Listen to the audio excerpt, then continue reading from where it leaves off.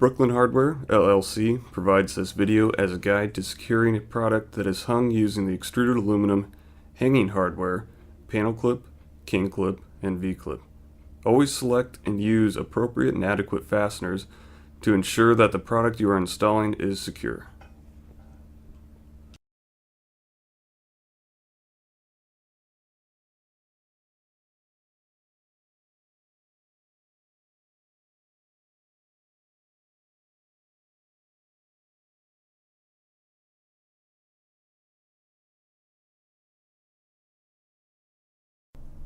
Cut a block of wood that is the thickness of your hanging material.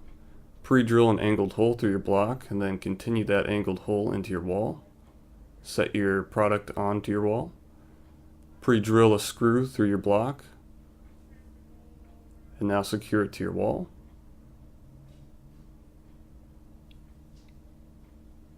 And now your product is secure.